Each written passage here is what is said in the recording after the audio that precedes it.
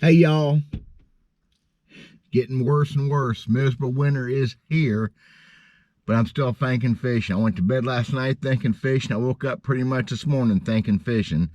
Another steering wheel talk. I'll be right back. I'm Dale Verts.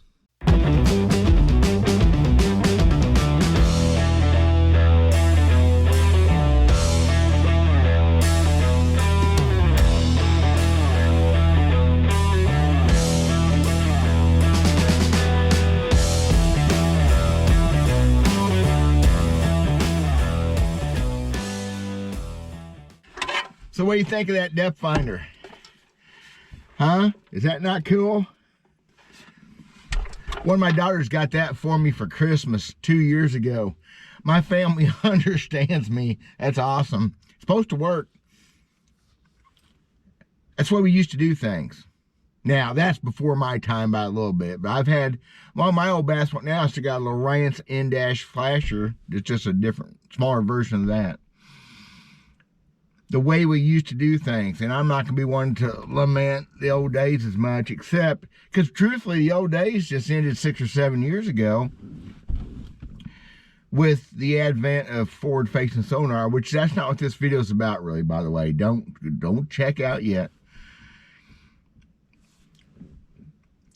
Up until then, and back in the day, you're going to a lake to fish, whether for fun or to fish for a tournament. First thing you did was map study. And man, I've spent hours, probably too much time, poring over maps. But maybe not. I always had a fairly good familiarity with where things laid, and you'd hear something mentioned, you knew where that creek was or whatever. I remember 1994, Red Man was at Smithfield Lake. I never had fished Smithfield Lake in my life. It's up here north of Kansas City. It's not a very big lake. It's full of good fish then before the largemouth bass virus wiped us out. I studied a map. It was a early to mid-June tournament. It wasn't hot yet. Fish were just getting on their summer stuff. And I looked at the maps every day for a week, 10 days before I went up there. Very first cast ever on that lake, I caught a 3-pound bass. Map study. It's funny, I never fished that spot again. Caught a lot of fish. 1987, Chowfly Basin. I talked about it in another video a while back.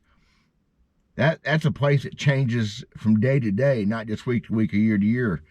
We got maps that were just general. I think they're probably 3 or 4 years old because the Louisiana team didn't want to help any of us. Still, I studied those maps. Studied. Trying to pick an area I liked, or had a little bit of everything. And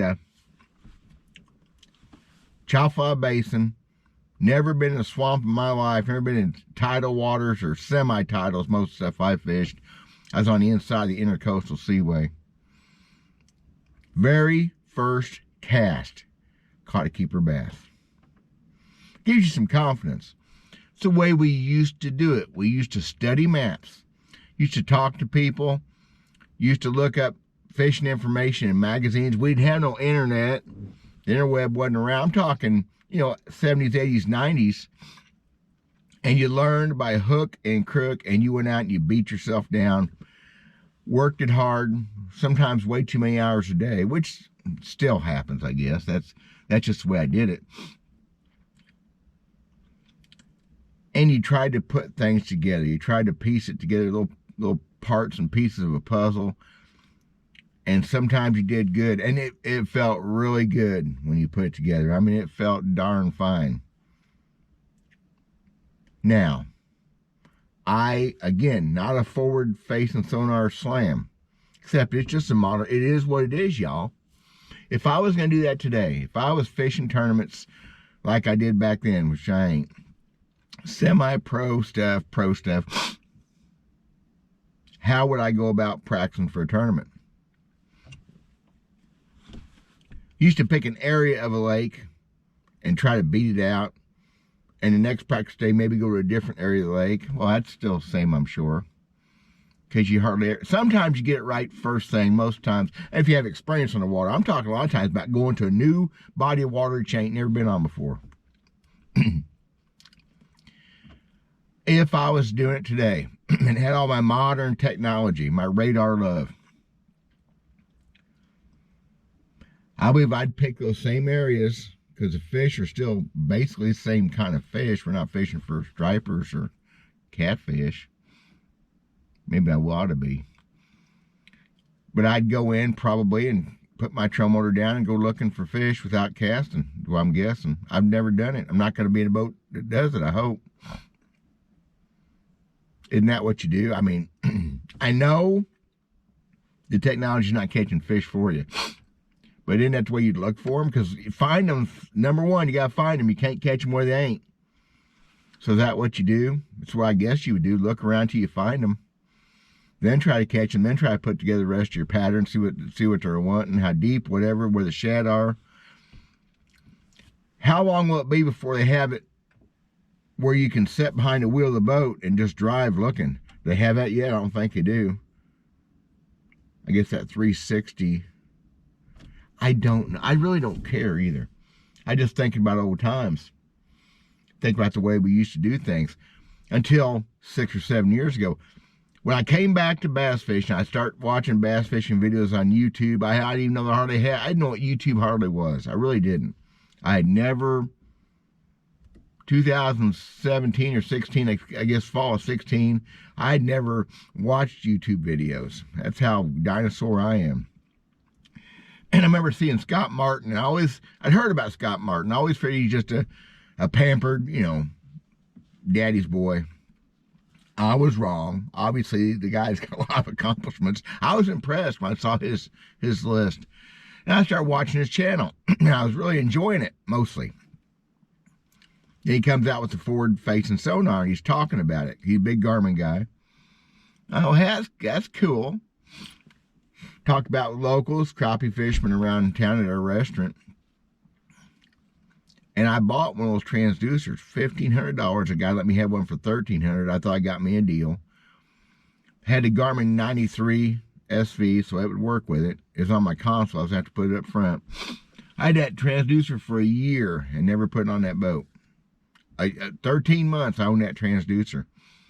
Because the more and more I watch it, the more and more it just looked like, huh? It didn't feel good to me, and that's just the way it is. It's my right, just as long as it's your right to use them.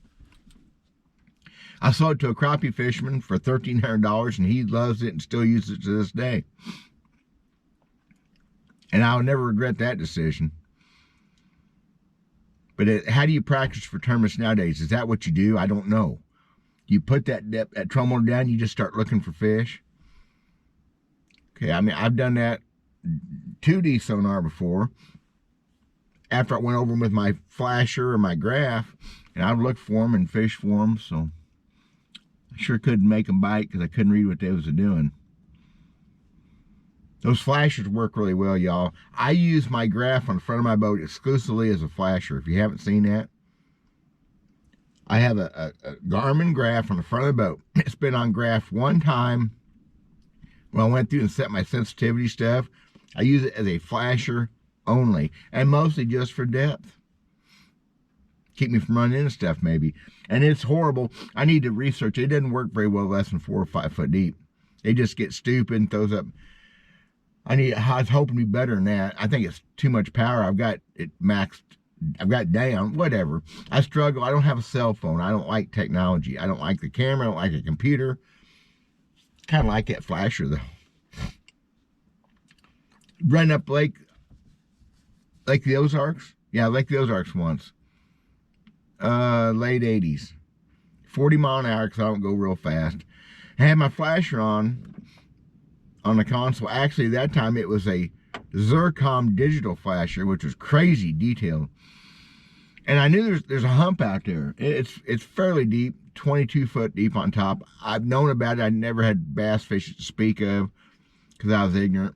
The striper guys, the hybrid guys, the catfish guys fished it. There's always a trot line or jugs on top of it. I'm running lake, I make a bend and come out across that hump, and it just lights up. That depth finder went nuts from 10, 12 foot down. Whoa, what was that? I turned around, went back, and idled over that. And For about 2 weeks, we caught as many bass on that ledge and that little hump as you could want. Every cast, sometimes 18, 20-foot deep fish.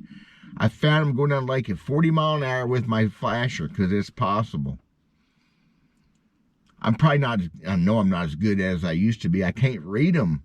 I can't see them good enough. But you can sure see fish. You can see different size fish on it. But those days are gone. I get it. It's over. We used to put tons of hours and time into map study, talk with other people, go to the lake, look, fish, and sometimes never knew if there was a bass in the creek that was catchable or big enough to keep. Never knew. Sometimes I never have known. I've left more confused more times I've ever left satisfied. Had some good days, had some good runs. But that's the mystery, and that's kind of part of the fun too, looking back over the years. Yeah, I'd like to caught them more often, but there's just, you go in the creek, it's just perfect, got everything going for it. Just like the creek, you've been fishing up the lake, it's working, and nothing, you just don't know. The winds, everything, you'll never know. Well, I guess you'll know with forward-facing sonar. I guess you'll realize the fish are suspended out in the middle or whatever. That's the way we used to do it. Poor old guy like me. But it just ended a few years ago. It's a whole new world, and even the guys my age are embracing the stuff, and they're going to forget how to do it too, and they're going to catch more fish by forgetting it, so good for them, right? Sounding negative? It ain't. I'm just something to talk about. Temperature dropped 13 degrees the last 2 hours. It's fixing to get dangerous, nasty all across the country. I'm sure it's like this. I just got done springing all my traps. I'm not going to be out here for a couple of days. That's it. I made some mold today. I poured some lead. I'm going to do more of that the next few days. I haven't made a plastic lure mold in, years. Plaster Paris, just a hand pour mold. I made 3 of them so far. I'm going to make at least 1 more. My own secret baits that I don't have to have forward-facing sonar to use, I hope. I like making my own stuff, always have. But I haven't poured baits like that in a long time. I've never done an injection mold. That's also on the horizon.